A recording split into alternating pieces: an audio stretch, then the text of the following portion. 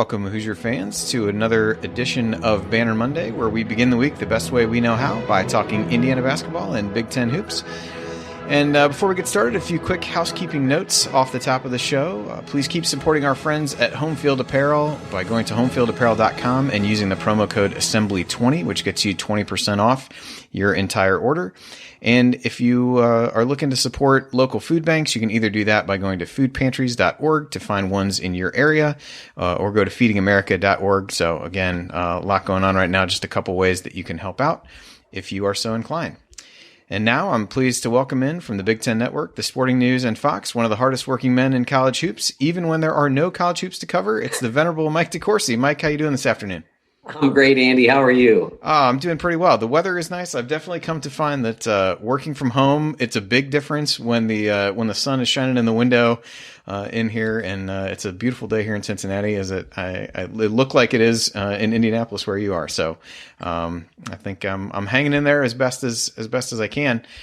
Before we get into college hoop stuff, I'm assuming, like most basketball fans, you took in the first couple episodes of The Last Dance last night. Any overarching impressions of it from you as you look to figure out how you're going to pass the time until next Sunday when the next two come out?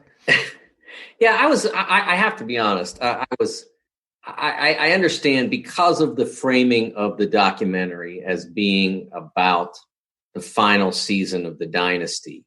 You had, in order to tell it as the final season of the dynasty, you had to tell the story of why it was the final season of the dynasty.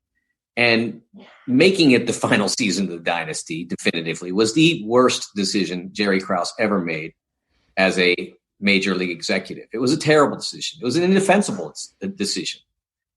Really no good reason for it, at least in the way it was executed. If they had come back in 1999 and lost, and then they decided to go ahead with a rebuild, it would have made sense. But to essentially declare this is the last year we're doing it this way, when you're in the middle of a run of 2 championships in consecutive years and 5 in 7 years. I mean, there's just no logical explanation for that. At the same time, Jerry Krause was also the executive to put the whole thing together, with the exception of the drafting of Michael Jordan. And trust me, if he'd been in the GM spot a year earlier, he would have drafted Michael Jordan. That was the easy part. So he put together a championship team, 2 championship teams, if you want to consider the division. He's in the Hall of Fame. I mean, he did some great things, and the documentary really painted him as an absolute fool, at least through the first 2 episodes. Maybe as we go later into the series, we'll see more about how shrewd an evaluator and an acquirer of talent Krause was, but there wasn't much of that. And I felt, Jerry's not with us any longer. He can't defend himself. He's in the Hall of Fame for what he accomplished. I know he had some very strong advocates in the media for that honor, and some of the loudest voices in American sports media, and particularly those who cover the NBA. So I thought it was awfully rough on him, and I felt badly about that. But certainly was very fascinating television. I'm not sure that if you read Twitter, you got the impression that this was the godfather of all sports documentaries, and I'm not willing to go along with that. I don't even know that I would put it as I don't think it's even the Rocky of sports documentaries. It was very good. At least so far it was very good, but I'm not sure I'd give it a 5-star review. Yeah, it was one of those things. I think between the buildup and the fact that everybody's clamoring for any kind of sports, I think it would probably be tough to live up to any of that at any point. So I guess we'll see how the other episodes play out. I did think the Jerry Krause stuff was interesting in the way that he was treated by some of the players, and they kind of, on a surface level, touched on some of the moves that he made that were, that helped really build what was there, but those didn't seem to get, to your point, as much attention, I guess, if you will, as the other stuff. So, we'll see how it plays out over the next few episodes, but it'll be interesting for sure, as we get to that. But, all right, well, let's get to let's actually get to some college basketball stuff right now. And one of the big things that came out, non-IU related, last week was that the Jalen Green story or non-story, depending upon your perspective on it. And I've read yours, so I know where you'll fall on this. But so I guess, much was made of Jalen Green going to this new developmental G League. So what do we actually know about what that league is going to be, besides how much money he's going to make, which was really one of the only details that was prominently portrayed out there? Well, the first thing we know is it's not a league. I mean, there have been headlines, a lot of headlines, and unfortunate headlines that are saying that Jalen Green is going to play in the G League. And if Jalen Green were going to play in the G League and the NBA wanted to pay him $500,000 to do that, go with God. Great, do what you want to do. But that's not what's happening. I mean, they are putting together what is essentially a professional AAU team for him. There's bigger stakes in AAU games than there is in any game that he will play in until he enters the NBA draft.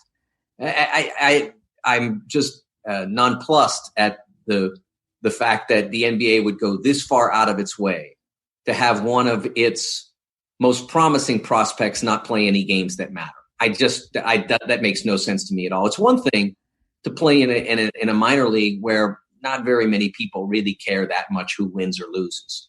Coach cares, so he's going to work because it reflects on him. So he's going to work to make sure you win.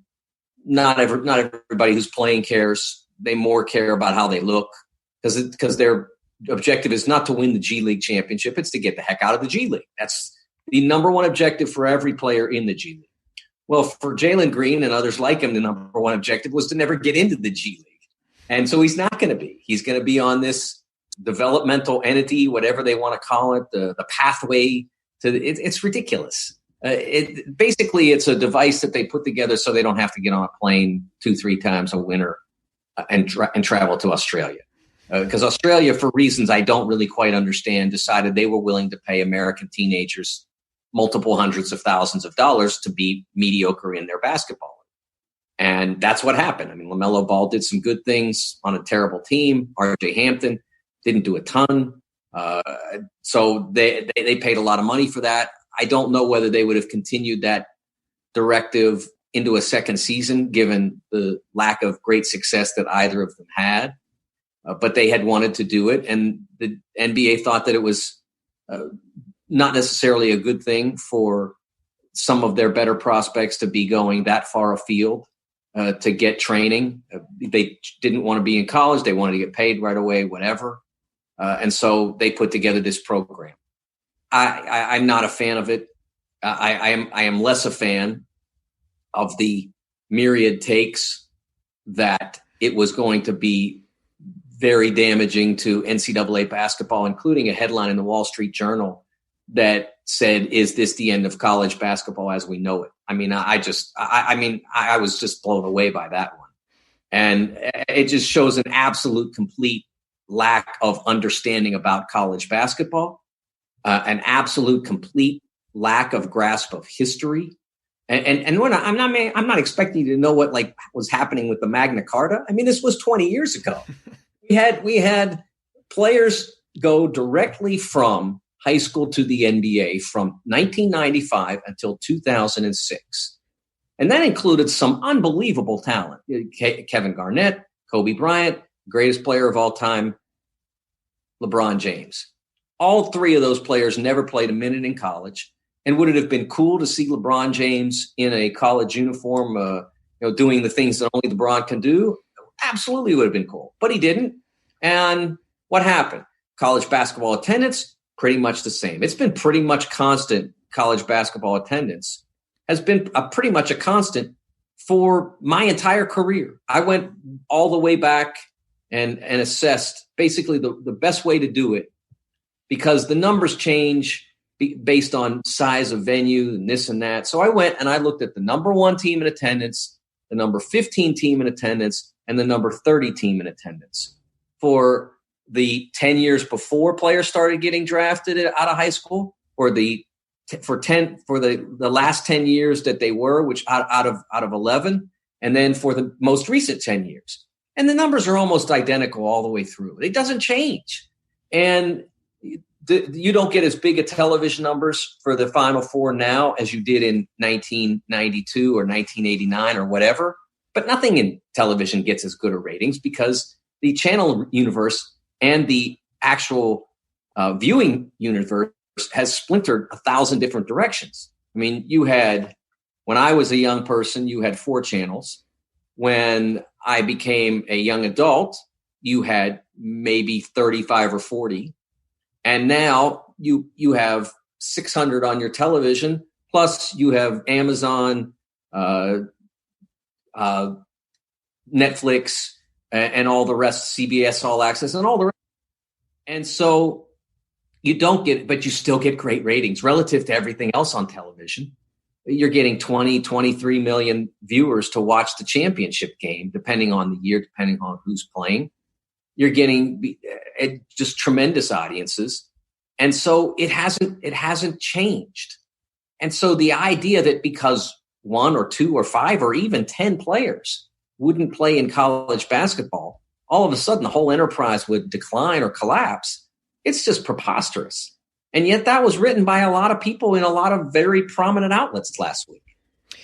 Yeah, it's funny because we talked about this a little bit on Assembly Call Radio last week. And I kind of ended it up by saying, look, it has to be, in order for it to truly impact college basketball, it has to be such a large number of players.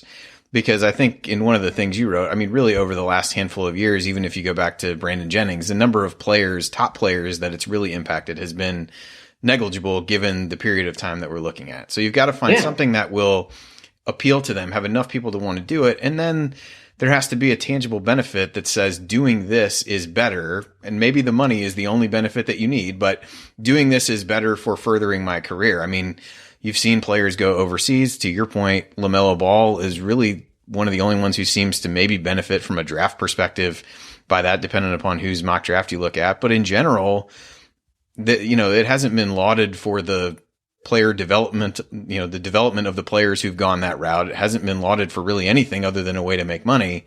And for some people that might be enough, but to me, those two things need to happen for it really to impact enough people to impact college basketball, because otherwise it's just kind of another blip like any of these other things have been, as you said.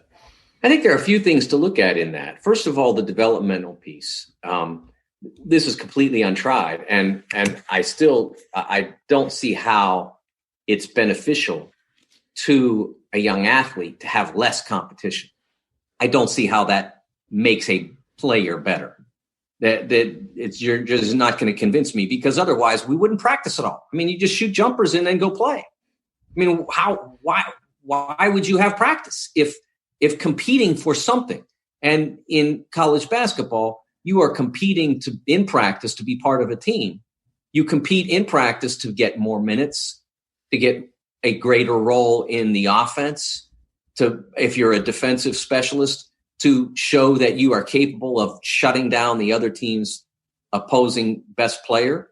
And then you compete in those games to win a championship that's meaningful to you, or a series of championships that are meaningful to you, conference tournament, NCAAs. So that all adds up to something. And I don't think that this directive covers you in any of those. So that's my first thing about the circumstance. Another thing about the projection that this is the death knell for college basketball is the fact that so many of them didn't consider at all the idea that name, image, and likeness is coming. And you may think that that you need to do your part to make it happen by saying, well, clearly the NCAA is going to heck in a handbasket because, now every kid's going to be able to make $500,000 out of high school. Look, I don't know what the numbers are going to be, and I don't know how the eventual NCAA name, image, and likeness rule will be structured. No one does. People in the room do, but I don't. But I can tell you this, they're going to do it. I can say that with absolute certainty as someone who has covered college athletics for 35 years. The NCAA and its membership do not get this public about an initiative and then not do it. They don't take the ball to the 1 yard line and say, I don't think we're going to cross the goal line on this one. If they decide that they're going to do something and they make it this clear that they're going in that direction, they don't abandon that direction. It's never happened in my 35 years of covering college sports. So you will have name, image, and likeness in fairly short order. And I don't know when exactly. Could be 2022, 21, 22. It could be that season. Could be, I don't know that they'll get it in place for 2021. There's so much other stuff going on right now, but it'll happen.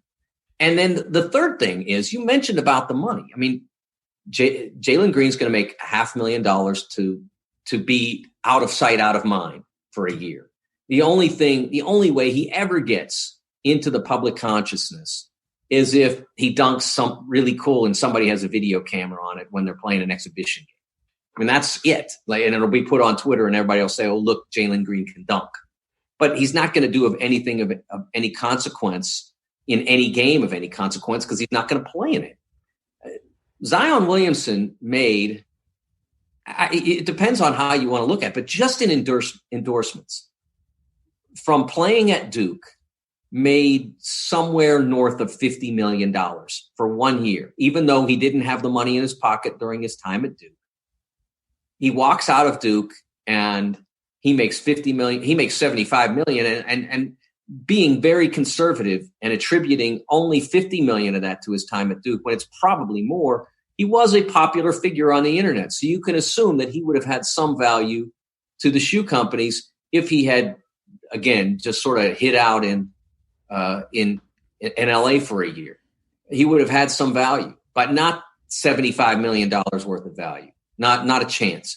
He became a national celebrity during his 1 year at Duke. He became so ubiquitous as a figure that at a certain point, ESPN felt in their crawl, they didn't even have to use his last name. It takes up too much space. So they just put Zion scored 35 points and grabbed 20 rebounds or whatever he did. Because they didn't have to put his last name because everybody knew who they were talking about. And so that's a really important element of this that will continue to be available to those who play in NCAA basketball and will not be available to those who choose other directions. Yep, I would agree. All right, let's shift gears and talk a little bit of Big Ten. So just wanted to talk through the list of players testing the waters and which ones you think are most likely to return. So at this point, Jalen Smith has said he's not coming back. That one's a done deal. Daniel Oturu is the other one. I can't quite tell, but I think I read the Evan Daniels story that I saw made it seem like he may not have formally said I'm not coming back, but it seems incredibly likely that he's not. So I'm going to assume let's take both those guys out of the mix. So the list that I have: Marcus Carr from Minnesota, the two guys from Illinois, Kofi Coburn and Io, Luka Garza, Isaiah Livers, Xavier Tillman, and Caleb Wesson.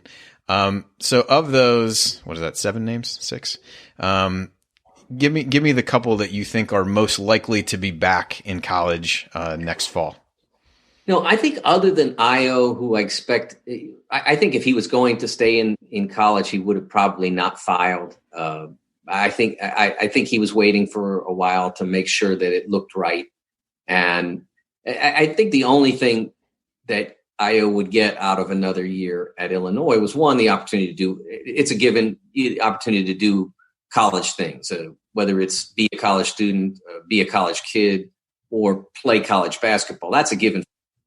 But in terms of actual basketball, the one thing that could be gained for him would be to become a more consistent jump shooter.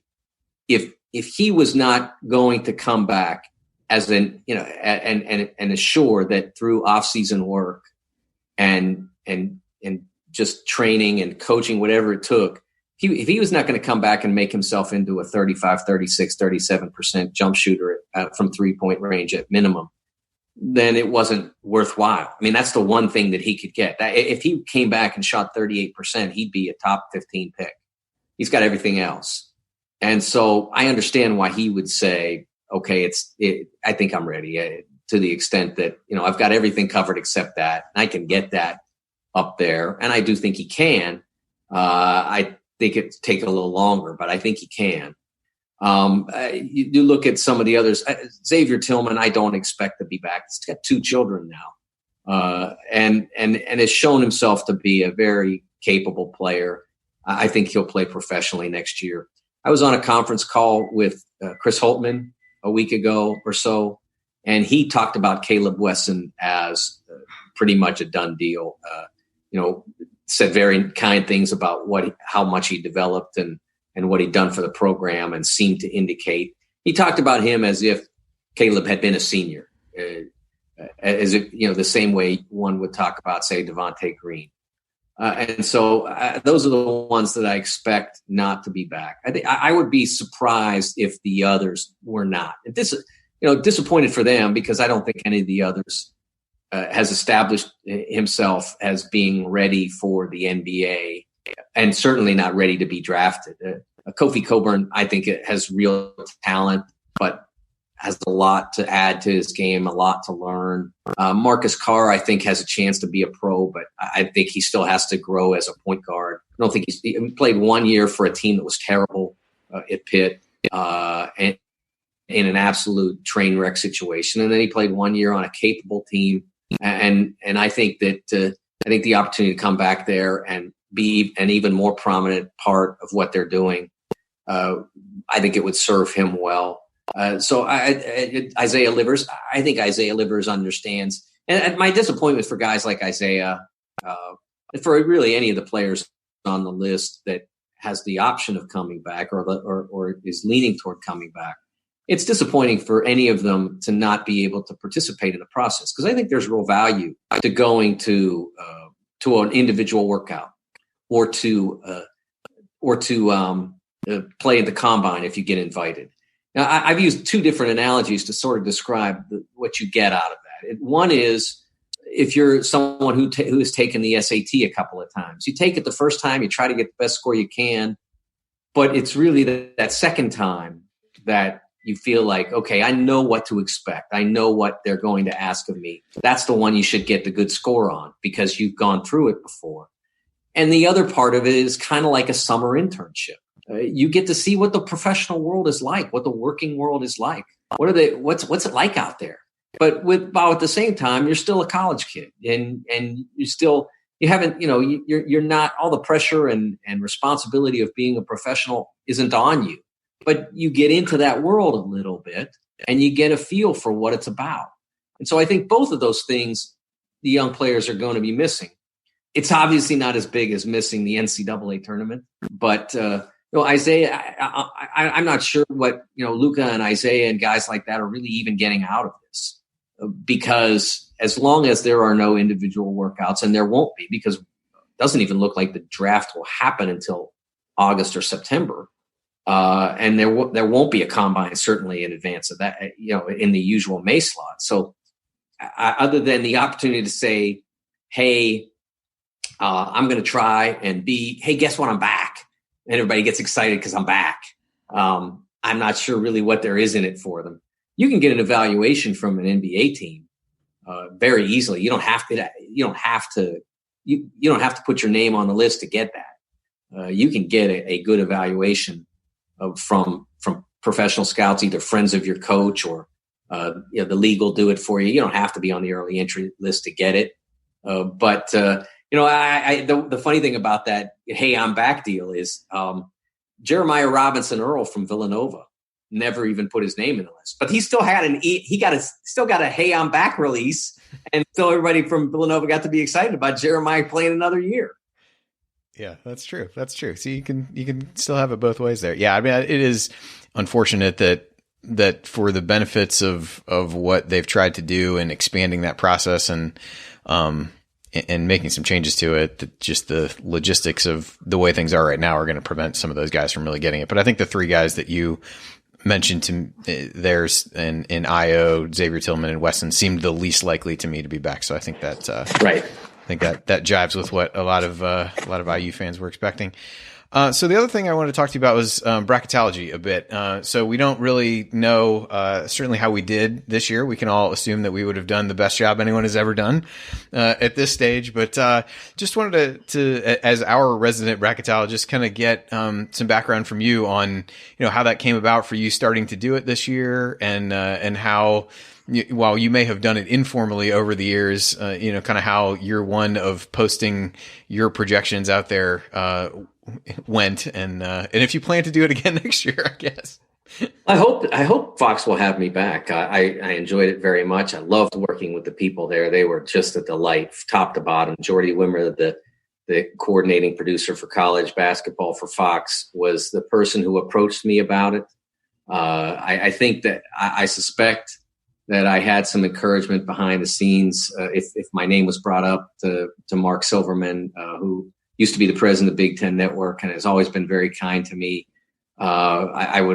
He and Mark Halsey, the vice president at BTN, I'm sure that they were positive when my name came up. I mean, Fox is a part owner of the Big Ten Network, so there's a sort of a familial connection, so to speak. I've been at BTN now for 11 seasons, so I think they were positive when my name came up as being a possibility to do the brackets. And like I said, working with everybody at Fox, all the producers were fantastic.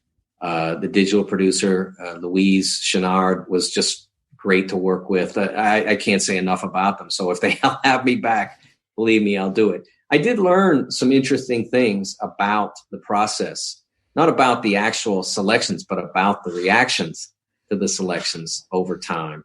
From the start, my first bracket, we don't do the very advanced projections at Fox, and I'm appreciative for that. I don't put out a bracket until we've got basically 2 full months of games in the tank, and I think that's a great way to do it because you really have something to work with.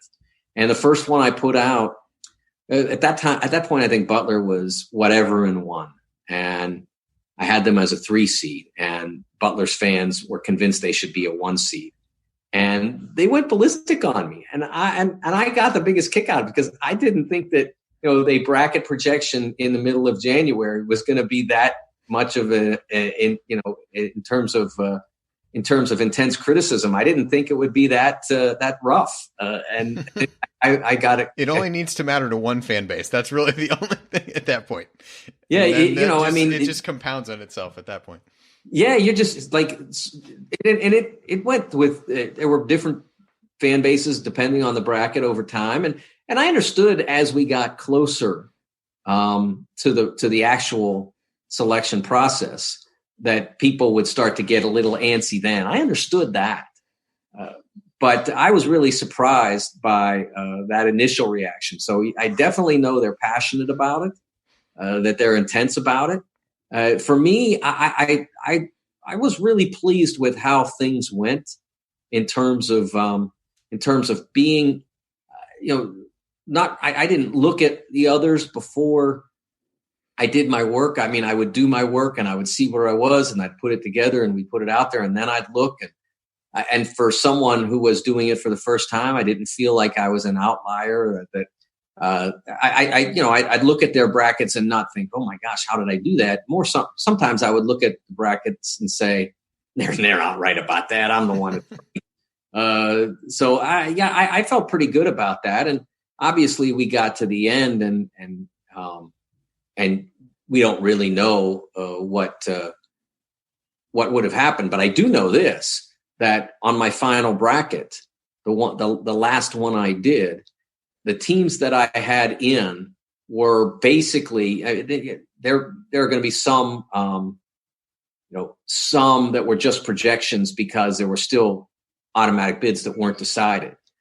But all in all, I had every single team in the field that the bracket matrix composite had. So I felt really good about that. I mean, there's no guarantee that the matrix is going to be right, that's what the selection committee is going to do.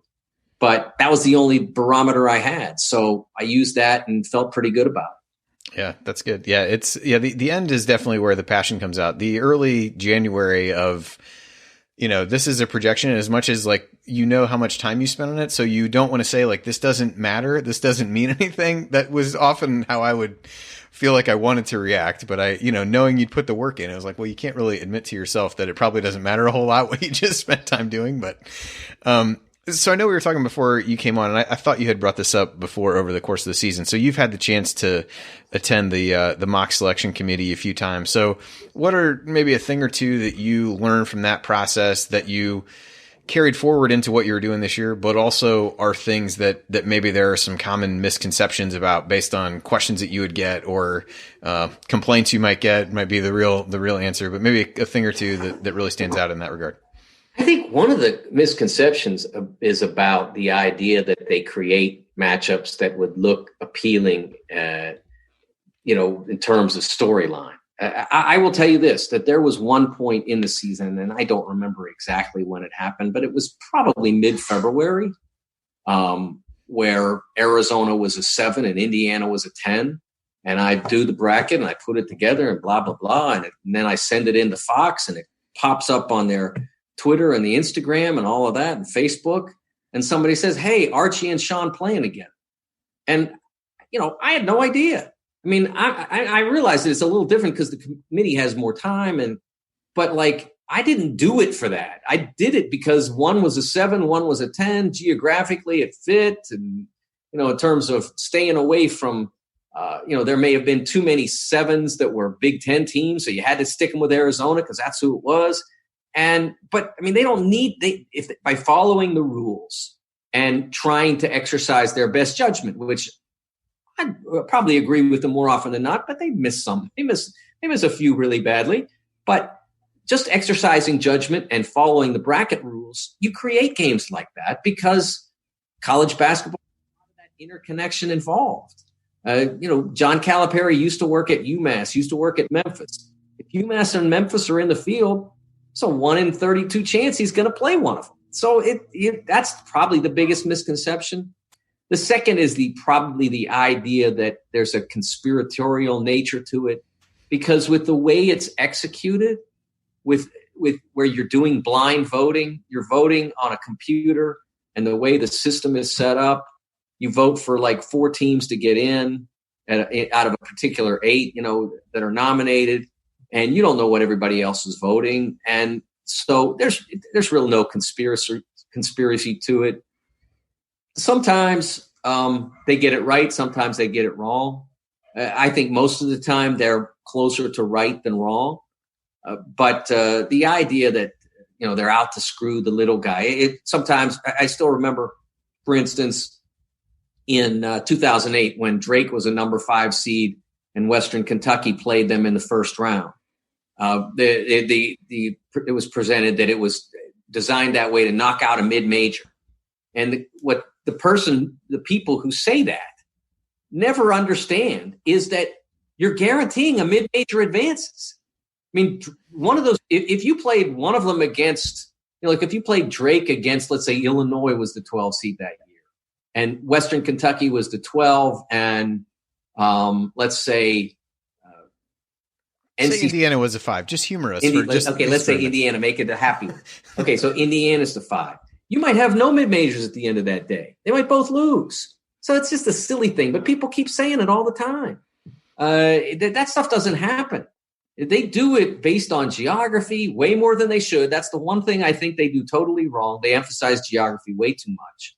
They do it based on geography, bracket rules, and how they perceive the teams and how accomplished they are. And that's really all that goes into it.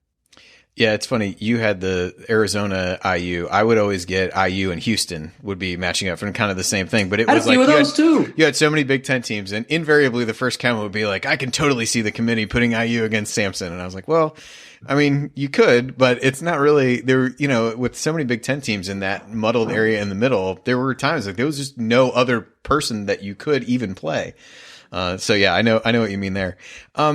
Did your kind of looking at it through a bracketology lens this year change any of your thoughts on the net ranking and how effective it was, what it meant. It's used so heavily in bracketing that I was just curious as to whether you formed a different opinion after this year of it versus the first year. Well, I think it's a significant a significant improvement over the RPI. I would say that, well, I was in the analytics meeting that precipitated all of this 4 years ago, I think it was. And I heard every single analytics person basically that was in that room, and it's all the usual people, the really smart people, basically say that you should not combine a predictive metric with a performance metric. That, the predictive metric being something that's based on possessions and things like that, and how you're going to and how you're going to grade out in relative to the point spread and all that sort of stuff. And the performance metric, wins, losses, margin of victory doesn't matter, quality of competition does. That they shouldn't combine the two. They should have one standard, probably the performance, and then seed more toward the predictive, so that's what they felt that they should do. And instead, they decided to make a hybrid. I don't know that it's the best metric out there. I do think it's significantly better than what they were using before. But there were quite a few outliers in that net ranking. I mean, you had to, like Arizona, no matter what they did, they couldn't fall because they lost a lot of close games. And losing close games should matter more than it does in the predictives. But when the predictives are really paying more attention to what the final score will be than who wins or loses, that's the results you get. And there's a facility to that, but it's not necessarily the judgment of which are the best basketball teams. The best basketball teams win the most games. That's the number one thing. Yeah. All right. Last bracketology question for you. Did you find that there were any, kind of inherent of your own biases that you had to try to put aside? Not against teams. Like I'll tell you mine just to kind of see what I'm getting at. Like the last 10 or 12 games doesn't mean more than the rest of them do. And that makes sense from the standpoint of the resume, but it's hard when you're watching games and watching some of these teams and how they're playing, not to let that bump them up a little bit, maybe more than it should in your eyes based on some of that recency bias. So that's the one that I struggle with. So just was curious if you're in the same boat or there was something else that just the way that you see the game that you had to kind of push aside and push out of your mind as you were doing bracketology. No, I don't think that I had any issues like that. And what you're talking about is something that I sort of was the leader of the campaign to get rid of that last 10 games thing or last 12 or whatever. Back in the mid 2000s, I started writing about the fact that it didn't correlate to tournament success, that it wasn't mattering, and that it was, if it doesn't matter in relative to tournament performance, then why is it a factor? And I thought there were some logical reasons why it doesn't correlate to tournament success, that you play your conference exclusively at the end of the year, and then they tell you, okay, you're not allowed to play your conference for the next couple of weeks. And so the fact that you dominate your conference, there may be somebody out there that doesn't know you well or that you don't know well, and all of a sudden that knowledge is not a factor any longer.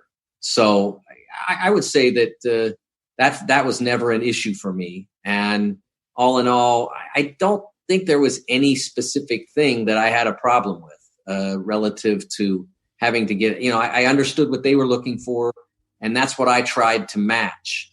I have an understanding of that from having gone through the process so many times. And so that was what I was thinking of when I sat down to do it, because my whole goal was to give Fox a bracket on Selection Sunday that had every team that was in it and that was as close to seed lines as possible.